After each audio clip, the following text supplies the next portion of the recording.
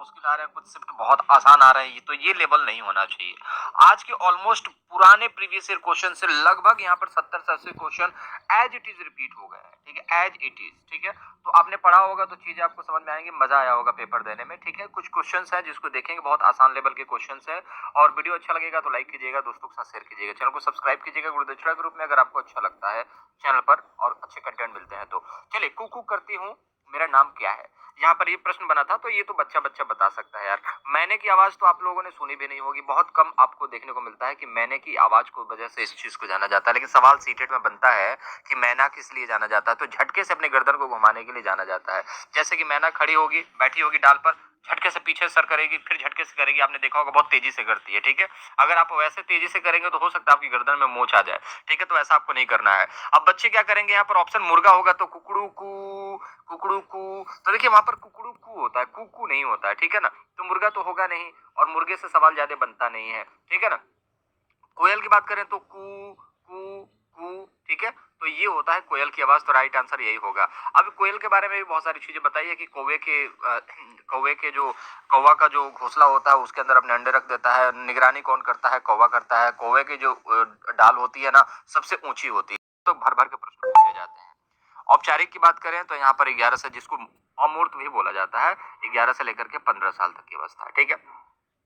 पलटावी गुण, पलटावी गुण मतलब आप इस चीज को समझिए, जैसे किसी चीज को पलटने की बात की जा रही है। कहने का मतलब है कि आपने 1 से लेकर के 10 तो सीख लिया, लेकिन बच्चों से बोला जाए 10 से लेकर के 1 के बारे में बात करो तो बच्चे नहीं बता पाएंगे, क्योंकि सीखा ही नहीं ना, क्योंकि ये गुण ही डेवलप नहीं हुआ। क्योंकि जब बच्चे का दिमाग डेवलप होगा तभी तो गुण डेवलप होगा ना। जैसे आपसे बोला गया ए से लेकर के जेड तक बोलो, फिर जेड से लेकर के ए तक बोलो, आप खुद कंफ्यूज हो जाओगे यार कि जेड से लेकर के ए तक वो स्पीड नहीं आएगी। क्यों? क्योंकि आपने उस पर प्रैक्टिस ही नहीं की है।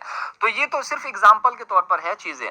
लेकिन क्या होता है ना, जैसे बच्चों को स्कूल भेज दिया गया तो बच्चा स्कूल तो चला जाएगा, लेकिन बोला जाएगा स्कूल से वापस आ जाओ तो बच्चा नहीं आ पाएगा, क्योंकि उसने रास्ता जाने का देखा है, आने का नहीं देखा है।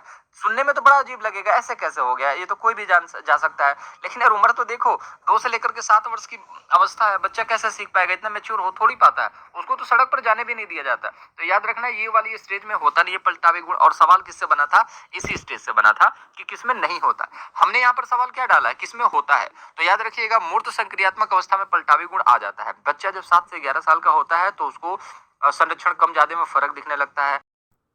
पतीला रख दो, देखिए आप छोटे से पतीले में इस गिलास को डालोगे, फिर बोलोगे ना कि इसमें पानी ज्यादा है कि इसमें पानी ज्यादा है, जबकि दोनों में 1-1 लीटर था। ये 1 लीटर का पानी इसमें डाल दिया, तब उसको लगेगा पानी यहाँ तक भरा हुआ था इन दोनों में, और इसमें पानी यहाँ तक ही आ रहा है, तो पानी तो इसमें ज्यादा है। ये कौन सी अवस्था है जिसमें पानी आपको इसमें ज्यादा लगेगा?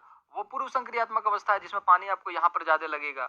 लेकिन मूर्त संक्रियात्मक में क्या होता है, वो बोलने लगता है कि पानी इसमें ज्यादा नहीं है, वही यही पानी तो हमने डाल दिया, बेवकूफ बना रहे हो, ठीक है। अब मैं मूर्त संक्रियात्मक अवस्था में आ गया हूं, मुझे बेवकूफ मत बनाओ, दोनों में पानी बराबर है, ठीक है। तो पलटावी गुण, कम ज्यादा में फर्क, ये सारी चीजें जो है ना, संरक्षण की बात की जाती है, संरक्षण का जो है होता है नियम, ये यहाँ पर मूर्त संक्रियात्मक में डेवलप हो जाता है। तो सवाल जब भी अगर आपसे पूछेगा किसमें डेवलप नहीं होता है, तो इसमें डेवलप नहीं होता है, और डेवलप कहाँ हो जाता है, इसमें हो जाता है। तो ये एक टेक्निक है, ठीक है, जिसको अप्रोच कह सकते हैं क्वेश्चंस को डील करने का, क्योंकि ये सीखने की अवस्था होती है 2 से लेकर के 7 वर्ष। तो यहाँ पर बच्चा अभी सीख रहा होता है, तो बहुत सारे गुण डेवलप नहीं होते हैं। जब भी आपसे पूछेगा पलटावी गुण कहाँ डेवलप नहीं हो पाता है, प्रतिवर्तन कहाँ पर डेवलप नहीं होता है, संरक्षण की कम ज्यादा की कमी किस स्टेज में होती है, तो यही वाली स्टेज है। और कहाँ पर सारी चीजें करने लगता है, वो मूर्त संक्रियात्मक वाली स्टेज होती है। तो इस चीज को याद रखिएगा, इससे बाहर कुछ पूछता नहीं है, यही पूछता है, और इन्हीं दोनों को, क्योंकि इसमें कल्पनाशीलता के बारे में बात करेगा, तार्किकता के बारे में बात करेगा। सभी बच्चों को पता है कि आखिरी जो लेवल होता है, बच्चे कंफ्यूज इसमें होते हैं। तो जहां पर नहीं कर पाता है पूर्व संक्रियात्मक, जहां पर कर पाता है मूर्त संक्रियात्मक। इस क्वेश्चन का राइट आंसर है, जहां पर संक्रिया को कर पाता है बच्चा, अवस्था में समझता है, वो होगा मूर्त संक्रियात्मक। ऑप्शन नंबर 3 राइट आंसर होगा। मजा आ रहा है कि नहीं? कॉन्फिडेंस आ रहा? अभी 2 क्वेश्चन कर रहा है, लेकिन 2 क्वेश्चन में आपको 20-25 क्वेश्चन आपको यहाँ पर देखने को मिल गए हैं, ठीक है। अभी और क्वेश्चन मैं आपको दिखाऊंगा। अगला प्रश्न है कि आंखों की पुतली नहीं घूमती, कौन सा ऐसा पक्षी है जिसकी आंखों की पुतलियां नहीं घूमती है? मैंने आपको पक्षी वाला जो वीडियो है उसमें बताया था, और 2 प्रश्न आज पक्षी से रिलेटेड है, मैंने कराई है। लेकिन मैं इसमें हल्ला नहीं करने वाला हूँ कि मैंने जो पढ़ाया वही आया। देखो, पढ़ाया सभी टीचर वही चीजें पढ़ाते हैं यार, क्योंकि पूछा ही वही जाता है। अब समझ ये आता है कि आपको किसका पढ़ाया हुआ समझ में आता है, किसकी चीजें आपके दिमाग में भेजे में घुसती है, ठीक है। तो पढ़ाते सभी लोग हैं, कोई अच्छा बुरा नहीं पढ़ाता है, बस यही है कि आपको किसकी चीजें समझ में आती है, ठीक है। तो इसमें हल्ला करने लगते हैं कुछ लोग कि मैंने जो पढ़ाया वही आया, देखिए यहीं से पढ़िए, तो ये पॉसिबल नहीं है, जिसको जहाँ समझ में आता है वहीं से पढ़ेगा, ठीक है। तो ये देखिए, किसकी आंखों की पुतली नहीं घूमती है, तो याद रखिएगा उल्लू की आंखों की पुतली नहीं घूमती है। बिल्कुल इंसानों के जैसी होती है, अब उनकी पुतलियां लेकिन नहीं घूमती। जैसे इंसान खड़े खड़े इधर तिरछा भी देख सकता है, इधर उधर नजर मार सकता है, इंसान के अंदर है। पहली अवस्था है जिसमें आपको आज्ञाकारिता की बात की जाती है, दंड और पुरस्कार की बात की जाती है। एक बच्चे डर की वजह से, जैसे आपने पेंसिल चुराई, फिर मन में आया कि यार सर ने देख लिया, या फिर सर ने, इसने कंप्लेंट कर दी सर मेरा पेंसिल गायब है, फिर सर ने बोला सबके बैग चेक करो, तो फिर पिटने का डर है, मुर्गा बनने का डर है, तो मुर्गा तो बनना नहीं चाहते, ठीक है। तो आप लोग क्या करोगे, आज्ञाकारिता की बात हो जाएगी। दूसरा होता है टिट फॉर टैट, तूने टीचर से मुझे मरवाया ना, मैं भी तुझे मरवाऊंगा टीचर से, तू देख लेना, ठीक है। तो दो अवस्थाएं होती हैं, क्योंकि 4 से 10 साल का बच्चा यही तो बच्चेकानी हरकत करेगा ना, एक तो आज्ञा की बात करेगा और दूसरा टिट फॉर टैट, तूने मुझे मरवाया मैं भी तुझे मरवाऊंगा सर से, तू देखना, तूने मेरी कंप्लेंट की मैं भी तेरी कंप्लेंट करूंगा, ठीक है। तो ये पहला स्टेज आपको समझ में आ गया, जिसकी दो अवस्थाएं हैं।